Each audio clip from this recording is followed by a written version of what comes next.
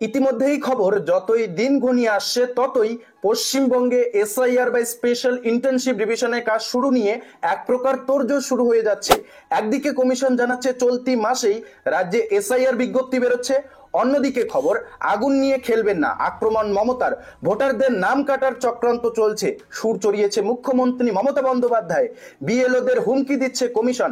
সম্পূর্ণ নতুন আপডেট চলে এসেছে।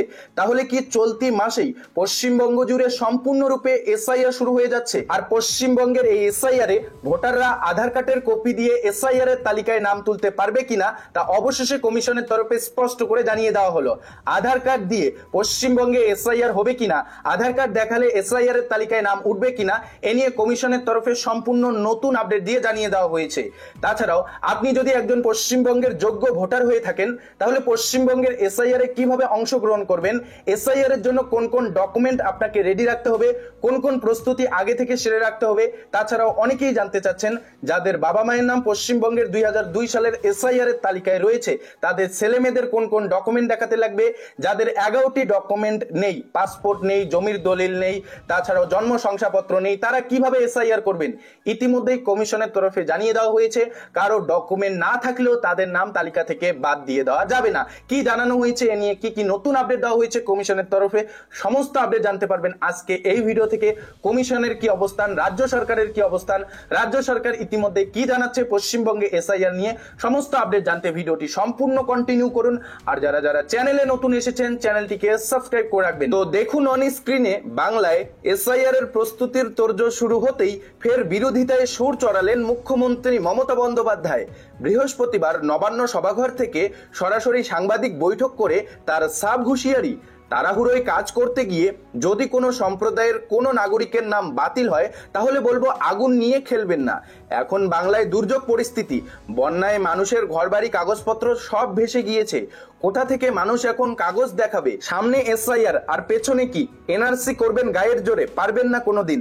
এসআইআর এর নামে ভোট কাটার ষড়যন্ত্র, কেন্দ্রীয় সংস্থাগুলিকে বৈরিকীকরণের চেষ্টা চলছে, এমনটাই সুর চড়িয়েছেন রাজ্যের মুখ্যমন্ত্রী মমতা বন্দ্যোপাধ্যায়। আর অন্যদিকে খবর চলতি মাসেই জারি হতে চলেছে ভোটার তালিকার স্পেশাল ইন্টার্নশিপ রিভিশন বা এসআইআর বিজ্ঞপ্তি। তো বুঝতেই পারছেন চলতি মাসেই পশ্চিমবঙ্গে এসআইআর শুরুর বিজ্ঞপ্তি বেরোচ্ছে। দিল্লি থেকে রাজ্য সফরে আসা কমিশনের প্রতিনিধি দলের তরফে এমনই ইঙ্গিত মিলেছে। অর্থাৎ ইতিমধ্যেই জাতীয় নির্বাচন কমিশনের দল যে পশ্চিমবঙ্গে এসেছে, আসার পর যে বৈঠক হয়েছে সেই বৈঠক থেকেই এমন ইঙ্গিত মিলেছে। সেক্ষেত্রে কালী পুজো ও দীপাবলি মেটার পরেই বিজ্ঞপ্তি জারির সম্ভাবনা প্রবল বলেই জানা যাচ্ছে। তো বুঝতেই পারছেন, আর বিজ্ঞপ্তি জারির সঙ্গে সঙ্গেই রাজ্য জুড়ে শুরু হয়ে যাবে এসআইআর এর কাজ। বিজ্ঞপ্তি একবার প্রকাশ হয়ে গেলেই পশ্চিমবঙ্গে সম্পূর্ণরূপে এসআইআর কাজ শুরু হয়ে যাবে। বুধবারের পর বৃহস্পতিবার পূর্ব মেদিনীপুরের কোলাঘাটের বলাকা মঞ্চে পূর্ব মেদিনীপুর, ঝাড়গ্রাম এবং বাঁকুড়া জেলা প্রশাসনের সঙ্গে বৈঠক সারেন ডেপুটি নির্বাচন কমিশনার জ্ঞানেশ ভারতী। বৈঠক শুরুর আগে সকাল 11:15 নাগাদ জ্ঞানেশ ভারতী কোলাঘাটে বলাকা মঞ্চে ঢোকার সময় তার গাড়ি ঘিরে বিক্ষোভ দেখায় পশ্চিমবঙ্গ রাজ্য সনাতন ব্রাহ্মণ ট্রাস্ট। আর ওই বৈঠকেই উপস্থিত ছিলেন রাজ্যের মুখ্য নির্বাচনী আধিকারিক মনোজ আগরওয়াল সহ দপ্তরের অন্য আধিকারিকেরা। 7 দিনের মধ্যে এসআইআর সংক্রান্ত যাবতীয় প্রস্তুতির কাজ সেরে ফেলতে বুধবারই জেলাগুলিকে নির্দেশ দিয়েছিল কমিশনের প্রতিনিধি দল। এই দিন তাদের তরফে যে বার্তা এসেছে তাতে স্পষ্ট, প্রস্তুতি শেষের দিন কয়েকের পর অর্থাৎ উৎসব পর্ব মিটলেই এসআইআর সংক্রান্ত বিজ্ঞপ্তি জারি হয়ে যাবে। পশ্চিমবঙ্গে দীপাবলি পার হওয়ার পরেই এসআইআর সংক্রান্ত বিজ্ঞপ্তি পশ্চিমবঙ্গের জন্য প্রকাশ করা হবে, এমনটাই খবর। এই দিন 3 জেলার সঙ্গে বৈঠকে কমিশন কর্তারা আরো একটি বিষয় উত্থাপন করেছেন। সূত্রের খবর, এসআইআর এর কাজ মেটার মাস দুয়েকের মধ্যেই পশ্চিমবঙ্গে বিধানসভা নির্বাচনের নির্ঘণ্ট ঘোষণার কথা জানিয়েছেন তারা। সেই প্রেক্ষিতে এসআইআর এর কাজ নিয়ে জেলাগুলিকে বাড়তি সতর্কতার সঙ্গে কাজ করার নির্দেশ দিয়েছে কমিশন। ইতিমধ্যেই যারা এসআইআর এর কাজ করবেন তাদের জন্য কড়া নির্দেশিকা এবং সতর্কবার্তা অবলম্বন করে কাজ করার নির্দেশ দেওয়া হয়েছে জাতীয় নির্বাচন কমিশনের তরফে। এবার দেখুন সবচেয়ে গুরুত্বপূর্ণ যে বিষয়টি এখানে উল্লেখ করা হয়েছে, 3 জেলার প্রশাসনিক প্রধানের পাশাপাশি এই দিন প্রায় 450 বিএলও কে নিয়ে বৈঠক করেছে কমিশন। সেখানে তাদের স্পষ্ট বার্তা, বিজ্ঞপ্তিতে উল্লেখিত নথির কোনো একটি না থাকলেই তালিকা থেকে নাম বাদ দিয়ে দেওয়া যাবে না। কোন পরিস্থিতিতে কেন সংশ্লিষ্ট ভোটারের কাছে নথি নেই তা যাচাই করতে হবে। প্রয়োজনে সংশ্লিষ্ট ভোটারের আত্মীয় স্বজন ও প্রতিবেশীদের কাছ থেকে খোঁজ নিতে হবে। আর জানানো হয়েছে কোনো বৈধ ভোটারের নাম বাদের ক্ষেত্রে ত্রুটি নজরে এলে বিএলওরাই দায়ী থাকবে। তো বুঝতেই পারছেন কমিশন এই দিন যে বৈঠক হয়েছিল সেই বৈঠকে বিএলওদের নিয়েও কিন্তু বৈঠক করে, প্রায় 450 বিএলওদের নিয়ে বৈঠক করে। আর ওই বৈঠকেই এই সকল নির্দেশিকা দেওয়া হয় কমিশনের তরফে বিএলওদের কিভাবে কাজ করবে এবং কাজ করার ক্ষেত্রে ভোটারদের বাড়িতে গিয়ে ডকুমেন্ট চাওয়া হবে, ডকুমেন্ট দেখাতে না পারলে খোঁজ খবর নিতে হবে কি কারণে সেই ভোটার ডকুমেন্ট দেখাতে পারছে না, কোন ডকুমেন্ট কি কারণে দেখাতে পারছে না, সেই বিষয়গুলো কিন্তু নজর রাখতে হবে। আর কোনো ভোটারের নাম বাদ দেওয়ার পর কোনো ত্রুটি ধরা পড়লে দায়ী থাকবে বিএলওরাই। তবে এ প্রসঙ্গে উঠে এসেছে বুথ লেভেল অফিসারদের নিরাপত্তার প্রসঙ্গ। এ ব্যাপারে রাজ্যের দায়িত্বের কথা বলেও নজরদারিতে কমিশন থাকবে বলেও কর্তাদের জানিয়েছেন। বৈঠকে কমিশন আরো জানিয়েছে 2002 সালের ভোটার তালিকায় যাদের নাম রয়েছে তাদের বৈধ ভোটার হিসাবেই গণ্য করতে হবে। অর্থাৎ পশ্চিমবঙ্গে শেষবার যে এসআইআর হয়েছিল 2002 সালে, ওই লিস্টে যাদের নাম থাকবে তাদের বৈধ ভোটার হিসাবেই গণ্য করা হবে। ওই তালিকায় নাম না থাকলে কমিশন নির্ধারিত প্রামাণ্য নথিগুলির যে কোনো একটি জমা দিতে হবে। তবে শুধু আধার কার্ডকে প্রামাণ্য নথি হিসাবে বিবেচনা করা হবে না। যাদের কাছে কোনো ডকুমেন্ট নেই, শুধু আধার কার্ড দেখিয়ে এসআইআর এর তালিকায় নাম তুলতে চাচ্ছেন, এ নিয়ে ইতিমধ্যেই কমিশনের তরফে আসলে কি জানানো হয়েছে, আধার কার্ড দেখিয়ে কি আপনারা এসআইআর এ নাম তুলতে পারবেন? দেখুন, এখানে স্পষ্ট বার্তা দেওয়া হয়েছে 2002 সালের ভোটার তালিকায় যাদের নাম রয়েছে তাদের বৈধ ভোটার হিসাবে গণ্য করতে হবে। ওই তালিকায় নাম না থাকলে কমিশন নির্ধারিত প্রামাণ্য নথিগুলির যে কোনো একটি জমা দিতে হবে। অর্থাৎ কমিশন যে 11টি নথির কথা বলেছে সেই 11টি নথির মধ্যে যে কোনো একটি ডকুমেন্ট দেখাতে হবে। তবে শুধু আধার কার্ডকে প্রামাণ্য নথি হিসাবে বিবেচনা করা হবে না।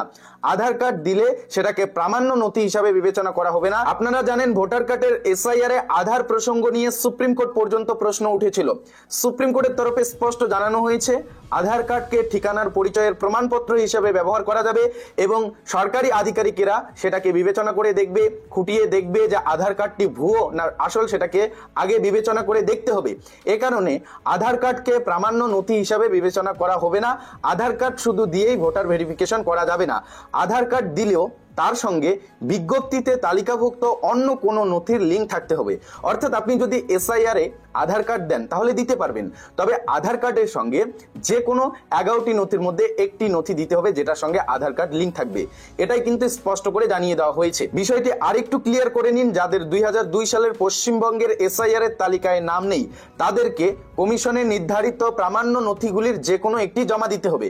কমিশন যে 11টি নথির লিস্ট দিয়েছে সেই নথিগুলির যে কোনো একটি দিতে হবে। কোন কোন নথির কথা বলা হয়েছে সেটাও জানাচ্ছি এই ভিডিওতে একটু পরেই। এবার দেখুন, বলা হয়েছে আধার কার্ড নিজে থেকে প্রামাণ্য নথি হিসাবে বিবেচিত হবে না। যদি আধার কার্ড জমা দেওয়া হয় তবে তার সঙ্গে অবশ্যই বিজ্ঞপ্তিতে তালিকাভুক্ত অন্য কোনো নথির লিঙ্ক থাকতে হবে।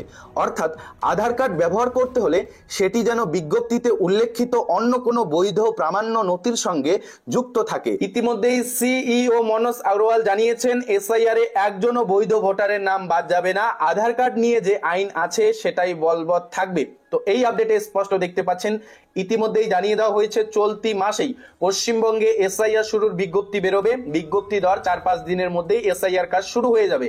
এখন প্রশ্ন হচ্ছে আধার কার্ড দেখিয়ে এসআইআর হয় কিনা, সেটা বিজ্ঞপ্তি বেরোনোর পরেই কিন্তু স্পষ্ট হবে। ইতিমধ্যেই এসআইআর শুরুর জন্য যাবতীয় প্রস্তুতি শেষ করার সময়সীমা দেওয়া হয়েছে।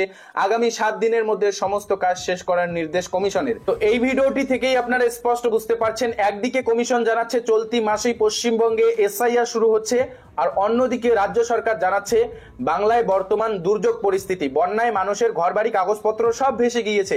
কোথা থেকে মানুষ এখন কাগজপত্র দেখাবে, বা অনেকেই ইতিমধ্যে উৎসবের কারণে বাইরে গিয়েছে, তারাই বা এবার কিভাবে এসে কাগজপত্র দেখাবে, সেই সকল বিষয় নিয়ে মুখ্যমন্ত্রী মমতা বন্দ্যোপাধ্যায় সুর চড়িয়েছেন। তাছাড়াও ভিডিও শুরুতেই আপনাদের যেমনটি জানিয়েছিলাম, যতই দিন ঘনিয়ে আসে ততই পশ্চিমবঙ্গে এসআইআর বা ভোটার কার্ডের ভেরিফিকেশনের কাজ শুরু করার তোড়জোড় শুরু হয়ে গিয়েছে।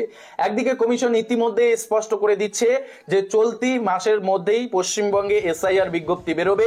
এসআইআর বিজ্ঞপ্তি বেরোনোর পর 5-6 দিনের মধ্যে পশ্চিমবঙ্গ জুড়ে সম্পূর্ণরূপে এসআইআর কার্যকলাপ শুরু হবে। তো আধার কার্ডের প্রসঙ্গটি নিয়ে যাদের মনে প্রশ্ন ছিল, আজ এই ভিডিওটি দেখার পর হয়তো আপনি আপনার প্রশ্নের উত্তর পেয়ে গিয়েছেন। এবার দেখে নিন পশ্চিমবঙ্গে এসআইআর এর ক্ষেত্রে কি কি নথি লাগতে পারে, অর্থাৎ যাদের 2002 সালে পশ্চিমবঙ্গে সংশোধিত ভোটার লিস্টে নাম নেই তাদের কোন কোন ডকুমেন্ট জমা দিতে হবে, কোন কোন ডকুমেন্ট আগে থেকে রেডি রাখতে হবে তার তালিকা এবার দেখে নিন।